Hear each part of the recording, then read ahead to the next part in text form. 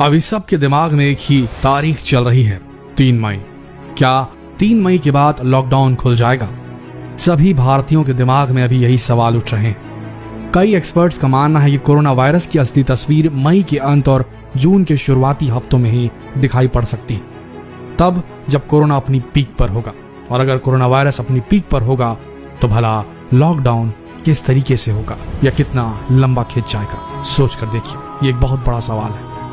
बहुत से वैज्ञानिक इसी सवाल के उत्तर को ढूंढने में लगे हैं। अमेरिका की द बॉस्टन कंसल्टिंग ग्रुप यानी कि BCG ने द जॉन हॉपकिंस यूनिवर्सिटी के डेटा के आधार पर दुनिया के 20 देशों का कोरोना चार्ट तैयार किया है। इस चार्ट के मुताबिक चीन को छोड़कर बाकी देशों में जुलाई से पहले लॉकडाउन खोलना संभव नहीं है, लेकिन अगर लॉकडाउन हटा दिया जाता है, चाहे किन्हीं भी वजहों से हो, हालात बेकाबू हो सकते हैं। तब बॉस्टन कंसल्टिंग ग्रुप के हिसाब से ऐसा अनुमान लगाया जा रहा है कि भारत में लॉकडाउन सितंबर तक खोलना ही सेफ हो सकता है, लेकिन अगर उसके पहले लॉकडाउन हटा दिया जाता है तो भारत की मेडिकल व्यवस्था को देखते हुए कोरोना के मरीजों की भारी वृद्धि हो सकती है। BCG ने ये रिपोर्ट अब तक के हालातों को देखते हुए बनाए और इसी रिपोर्ट के आधार पर कहा जा रहा है कि लॉकडाउन अगर सितंबर से पहले खोला गया तो भारी तबाही हो सकती है भारत पे। BCG की इस रिपोर्ट में हर देश के आंकड़े हैं, कौन से देश में कब कोरोना मरीज पाया जाएगा, कब उस देश में सबसे ज्यादा मरीज संक्रमित होने वाले हैं, और इसी डाटा के आधार पर सारे अनुमान लगाए जा रहे हैं। इस रिपोर्ट के मुताबिक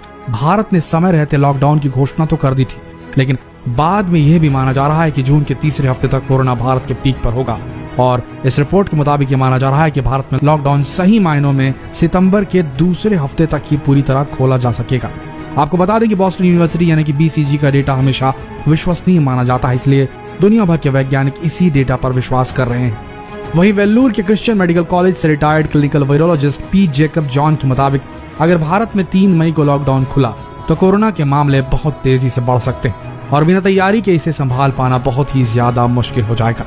3 मई तक लॉकडाउन आसानी से हटाया जा सकता था अगर वक्त रहते वेंटिलेटर, PPE किट और क्वारंटीन सेंटर बना लिए जाते तो, लेकिन आज के हालातों को देखते हुए अगर लॉकडाउन जल्दी से खोला गया तो मुसीबतें और बढ़ सकती हैं। इंग्लैंड के डॉक्टर नीरज पाटिल के अनुसार इंग्लैंड में भले ही 1.25 लाख से ज्यादा कोरोना मरीज हैं, पर उनका कहना है कि कोरोना अभी भी वहां अपनी पीक पर नहीं पहुंचा है और आर्टिफिशियल इंटेलिजेंस के मुताबिक इंग्लैंड में कोरोना मई के महीने में अपनी पीक पर होगा और भारत अभी इससे बहुत पीछे है। और यही अनुमान लगाया जा रहा है कि भारत में कोरोना के मरीज मई जून में सबसे ज्यादा पाए जाएंगे।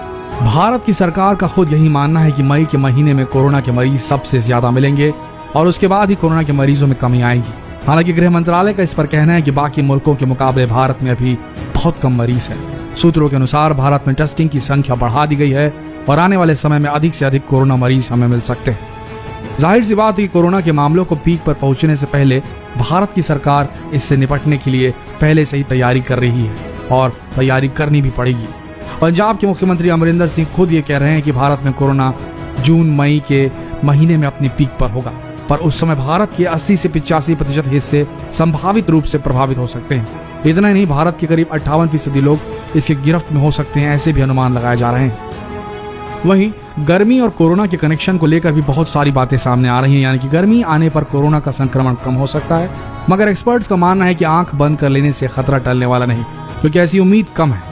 दुनिया के कुछ ऐसे देश हैं जहां कोरोना ने तबाही मचाई है, जहां जनवरी से अप्रैल तक बहुत गर्मी पड़ती है। वेल्लूर के क्रिश्चियन मेडिकल कॉलेज के रिटायर्ड वायरोलॉजिस्ट जेकब जॉनसन के मुताबिक ऐसी कोई उम्मीद नहीं है, लेकिन अगर ऐसा हुआ भी तो सर्दी आते आते कोरोना वायरस फिर से वापस आ जाएगा, यानी कि कुल मिलाकर गर्मी उतनी ज्यादा इफेक्टिव तो नहीं होगी। दुनिया के कई वैज्ञानिक ये मान रहे हैं कि भारत में कोरोना को पूरी तरीके से खत्म होने में 2020 का पूरा साल गुजर जाएगा।